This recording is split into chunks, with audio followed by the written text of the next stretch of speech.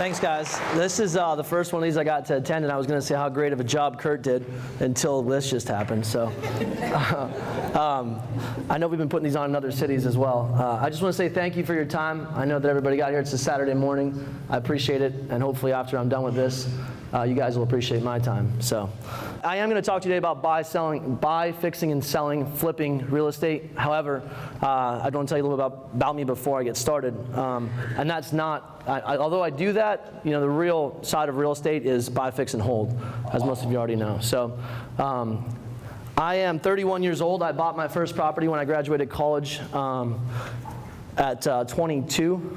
I still own that property today. It's in a small town, Palmyra, Pennsylvania. I grew up in a very small town, but a population of less than 2,000 people. So, again, for the record, I wasn't exactly given the money to buy that property. My family is lower middle class, so everybody knows. I actually used the money that me and my dad, we fixed an old 1965 Mustang up when I was in high school. I sold that along with some other money I had through college and bought the property with that. I still own it today, and I put it on a 15-year note when I bought it. In 15 years when I was 22, I didn't think that day would ever come. And in 5 years, that property will be paid for, and it's going to net me about $1,600 a month. So that is what real estate's all about. Now, again, I'm going to go through little clips here that I put together on my most recent project and show you guys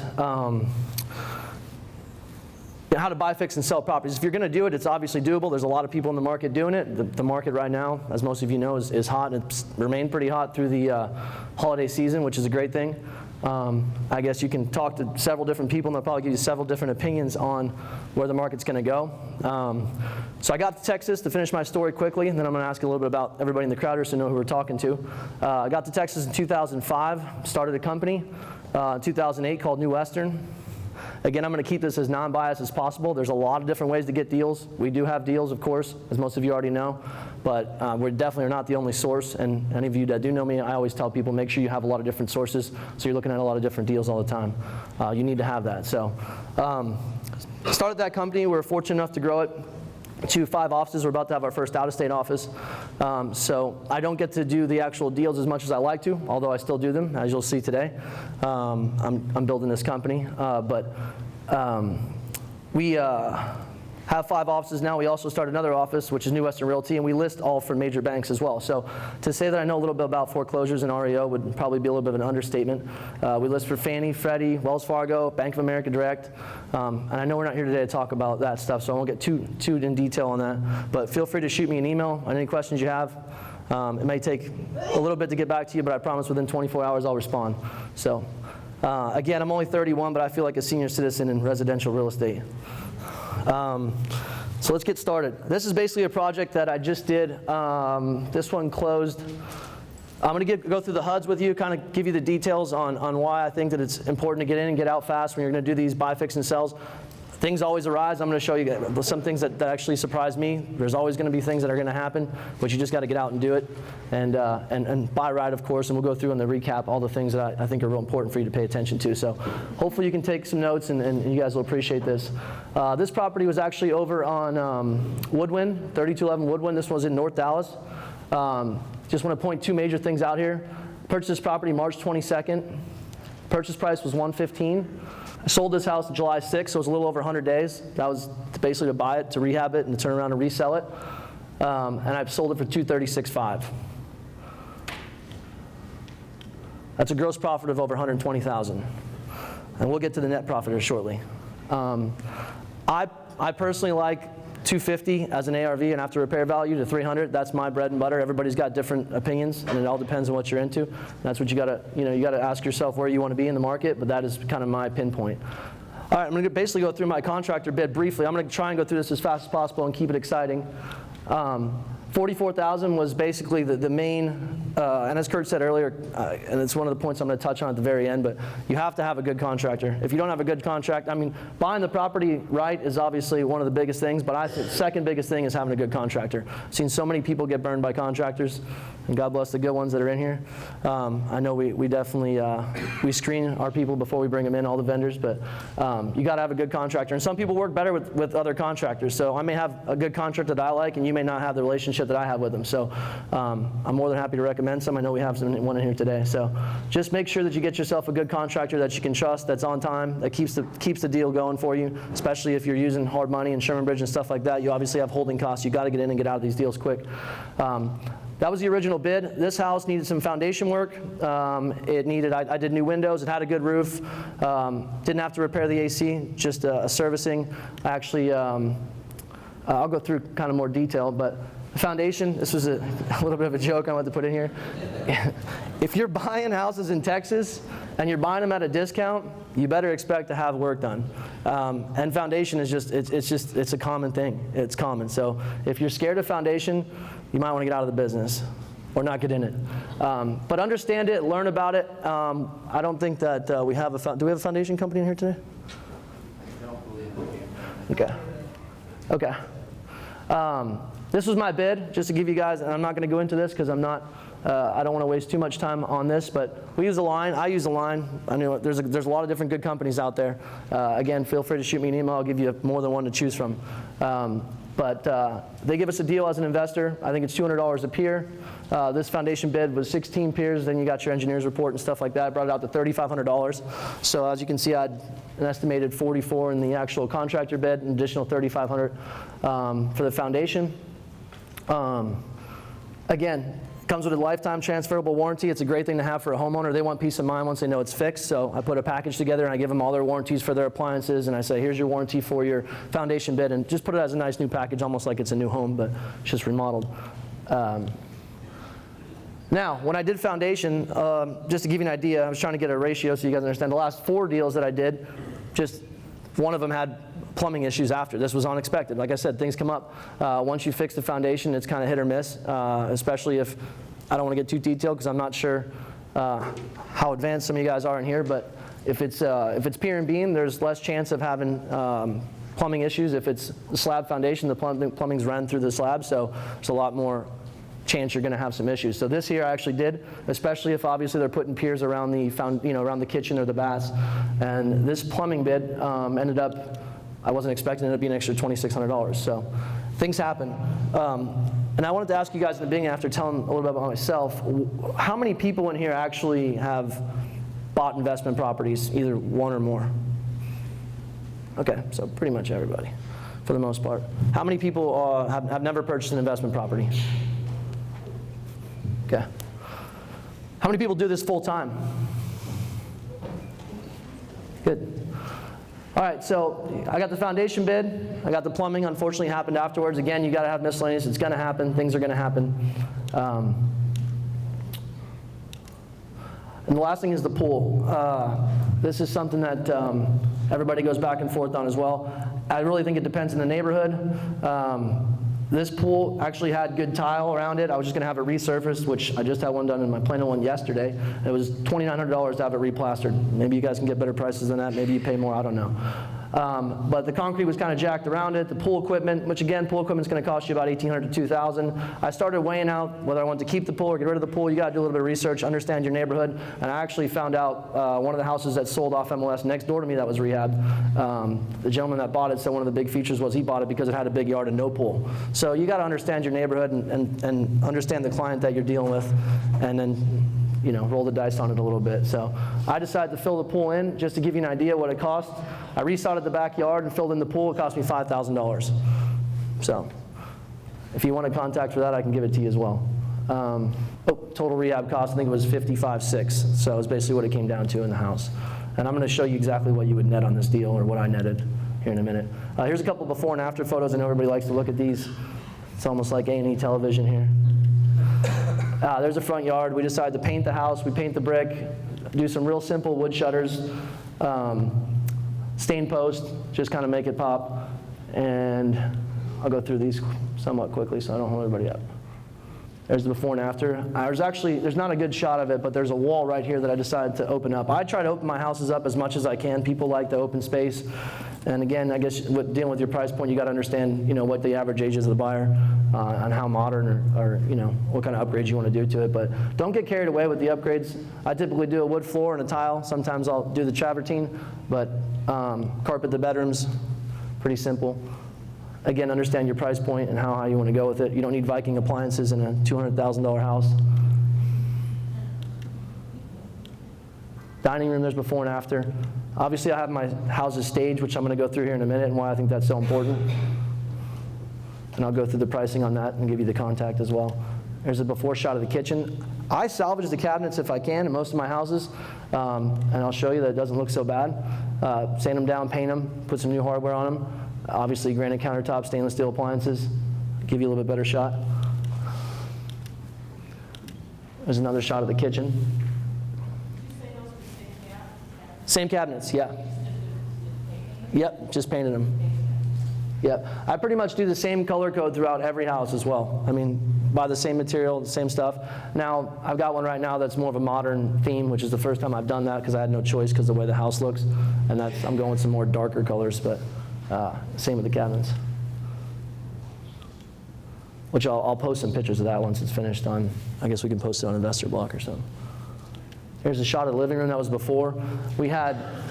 I decided, I mean, that fireplace kind of stretched all the way over to the kitchen. Most of you probably have common sense. Again, don't think that this is your house. You're not going to live in it, but hopefully you have some taste and you can understand I didn't really like that fireplace, so I basically chopped it off right after about a foot on the other side of those bricks there. And then we just put travertine over it.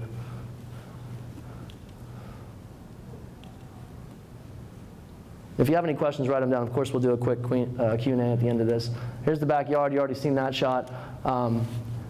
This had a little sunroom that was just really, really just disgusting, and I wasn't sure what to do with it. So I decided that I wanted to keep that shade. So what I did was just kind of blow all the walls out, rebuild the ceiling area, and then just do the stained post in the back there, and really just painted that the patio area. So it turned out pretty nice. It's pretty simple. You got a bedroom, before and after, windows, new windows. Bathrooms, I didn't have any before shots of the bathrooms, unfortunately, but we didn't do much to them besides the travertine and redo everything. But they were all the same cabinets. We left the cabinets in there.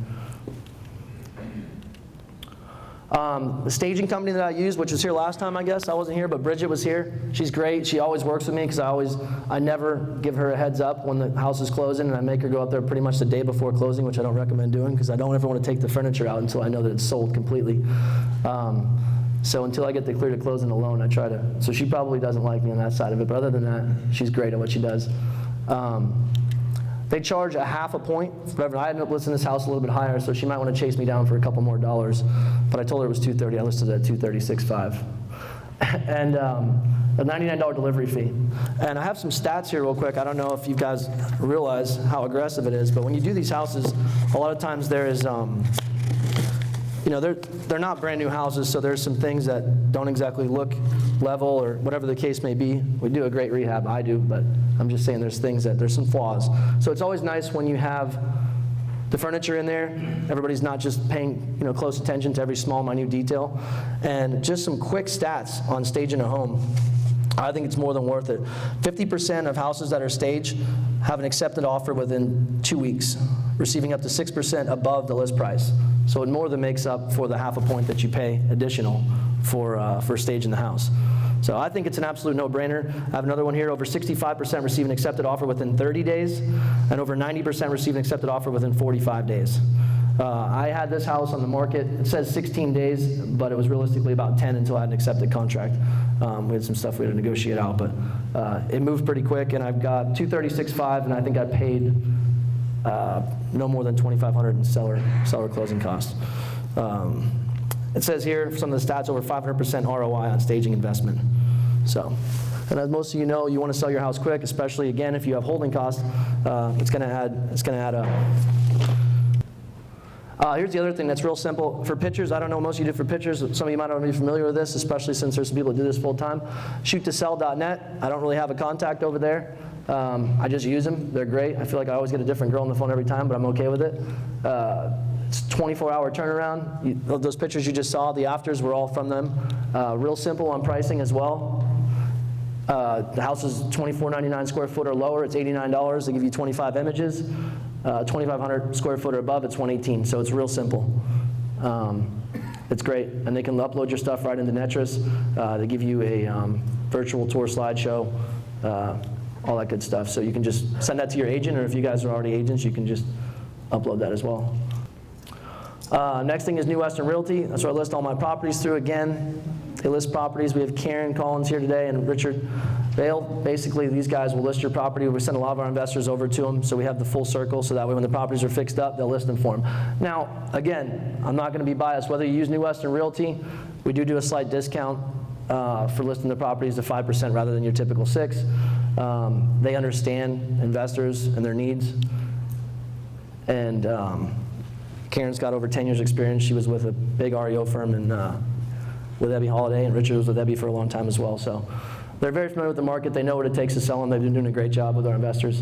But regardless of whether you use Karen or whether you use Richard, you just need to have a good relationship with an agent if you can't list your properties yourself. So understand that it doesn't matter what agent you're dealing with. Just make sure that you're going to do volume with them, and they're going to give you a little bit of a break on the listing, and work that out with them, and hopefully they can give you good advice while you're doing the rehab and tell you, hey, don't paint this wall red, paint it tan, whatever the case may be, and upgrades so they understand the comps. You don't need to put granite in your bathrooms if it's a $100,000 house, that kind of stuff. Pretty simple. The next thing is Investor Block. I use the same software to analyze my deals every time because it was kind of brought in from New Western, so it's pretty simple. I know Kurt went through it. Basically, the net profit, I was going to go through it and show you on this one, was right around $35,000. So I had to put, I think, just under $20,000 out of pocket. I did use Sherman Bridge lending for the deal, so I leveraged on all of my stuff. There's a difference between good debt and bad debt, as Richard Kiyosaki will tell you. So I think the net on this one was just over $35,000, and again, that was in less than just over 100 days, and I put out less than $20,000 out of pocket, so it was well over, it was almost, I think I put $18,000 out of pocket, and I'm sorry that I don't have that up here, and made $35,000, so I think it was well over 100% ROI. Pull that back up for me. Thanks, buddy. That's it. I was going to go back over these last 4 points. Finding the property. Finding the property was a, this is horrible. There we go. It's close enough. Finding the property. Like I said before, there's plenty of ways to find deals. You can get deals right here. I'm sure in this room there's going to be people that can offer you deals. Mr. Roddy said he had the leads. There's lots of network you can do to get deals. Again, you don't have to go to New Western to get deals. There's plenty of places out there. Understand that if you get 50 deals, 10 of them might actually be what you're looking for in that area. And then you can go through those 10 and decide on which ones work for you. So make sure you buy right. That's the biggest thing. Financing the property, again, just make sure that you have a good hard money lender, even if it's not Sherman, or if you're going to pay cash, then you don't obviously need financing. But the biggest thing is when you're working with a hard money lender, make sure that, a lot of these hard money lenders, what they're going to do is they're going to take a deal and they're going to say, it's not worth that, I'd rather lend less. And I don't blame them, because if it's their money, they want to make sure that, they're going to tell you the house is worth 100 even if it's worth the 120. I know guys that do it. So just be careful. Make sure the lender that you're working with is really giving you the true value of the house, so you can get the right loan amount, so you're not going with too much down. But definitely get yourself a good hard money lender, because these houses that you purchase, again, when they have foundation, they have issues like that. Banks aren't going to lend on these houses. If banks are going to lend on a house, then you have a whole different spectrum of buyers that are going to be out there purchasing that house, and you're not going to get the deal that you can get. So if you're going to pick these houses up, you got to understand that a bank is not going to work. Conventional financing is not going to work. And the stuff that the conventional financing works on, those houses sell at 90 cents on the dollar, not 50 or 60. So rehabbing the property, again, I just want to recap. You need to have a great contractor. Got to have a great contractor. Feel free to shoot me an email. I'll give you a couple. There's obviously one here. And I know that those guys have been in the game for a long time. They do a great job. And the exit strategy. Again, whether you want to use New Western Realty or you just have a good relationship with a realtor, a lot of you are probably agents yourselves. You can list your houses. Hopefully that gives you a good wrap up. Again, the shoot to sell, the contact for the model my home, I'll get that guys to you. So, questions? So I know you started off saying that you'd like to rent out to If you wanted to buy a property to rent out, would you do the same kind of rehab that you would do for selling? No. His question was, obviously, would we do the same rehab if we're going to rent this property out? No, absolutely not. What would be the main difference? The main difference is I wouldn't shoot for a 250 ARV. If I was going to rent something out, it would probably be at that 125 to 150 range. And those kind of houses don't need granite countertops. I may be able to salvage that. I'm going to have to probably put new windows in the house. Those windows were fine. They were just outdated. I wouldn't do travertine. I wouldn't do the granite. I would do tile and maybe a tile countertop or just a regular countertop. You know, the baths, again, I wouldn't do the travertine. I wouldn't do the granite. So you could probably trim a great bit off of that rehab if you were going to do it on that kind of house. That's where your real estate agent is. Any other questions? I do have a question. Yeah. When you're, I'm still trying to find what's the right dollar amount for a property that I should be looking at for if I'm going to, let me start from the beginning. I got a pool of money to work with, so, it's the idea, I think at the beginning, I'm going to try to find and rehab some to get some more money so I can have rentals. Right. So, yeah, and all my money that I make on these properties, this all goes back into rentals. So I just want you guys to understand that. And that's the cash flow. That's the tax benefits of real estate, and that's kind of what Robert Kiyosaki makes fun of and says, hey, this buy, fixing, and selling is. Well, yeah, I'm looking at that's for money for me. Right. Exactly. No, that's great. That's what I'm saying. I think what you're doing is great. But are you asking what percentage I try to buy? So am I looking at a property that if it's fixed, it's going to be worth 150, or is that not worth my effort, and I should be looking at something that's going to be. It's a good question. Yeah, because if you're going to, you can only do so many projects of 100, 150,000. That's what I'd say. If you're going to go through the process, your average rehab time is 8 weeks, I would say, to get a property done. Some get it done quicker, some longer, depending on how much rehab needs to be done to the house. I wouldn't waste time, if you're going to buy, fix, and sell a house, if you can, leverage yourself and you have the cash available to you, I wouldn't waste time doing a house that's anything worth less than 200 to 250,000 because your spread's not going to be there for the 8-week turnaround time. This was a pretty quick deal on low days on market, and it was still 100 days. So what can you do? 4 of those a year? If you only have access to that much cash or leverage, whatever the case may be. So I would stick to at least a 250 ARV. That's my personal opinion. If you can do it, I like that range. 200 to 300 is a good one. And I like to buy properties when you go on and you find them. True numbers, what I expect, because the market's hot right now. There's a lot of competition, as most of you probably already know, to get offers out. If you go on, you have multiple offers. It's nonstop, and it's where it's at. So you got to deal with it. I like to buy at 75 cents on true numbers minus repairs. So if a house is worth 300,000, 372, 300, so you're looking at what, 225 minus the repairs that it needs. True numbers. That's where I like to purchase my properties. Does that make sense? 75 cents minus repairs. If those numbers fit, then I know at the end of the day that the spread's going to be there and it's worth my time. Now, on this deal, when I comped it out on Investor Block, and if you just looked at this deal right now, you'll find out that I sold this at the top. I actually probably created a new market where I sold it when you look at the comps. But I knew that there was about 2 or 3 houses that sold off the MLS. Realistically, if anybody else looked at that deal, they probably would have thought it was worth about 220. And I got an extra, 16.5 out of it, because I knew the neighborhood, and I knew that there was at least 2 comps that sold off the MLS that were rehabbed. I think the biggest problem with the market right now is there's not a lot of inventory for good product. A lot of the houses are kind of that, they're a little rough or they're outdated. But houses that are done right, that are rehabbed correctly, everybody I talk to is selling fast. So that's kind of what I do. I try to put a little bit more into them. I don't want to say create a new market because I don't want to have problems with appraisals, but almost, shoot for that top of the market, but I put a little bit more into them as well. Anything else? What are your plans for the future? Plans for the future.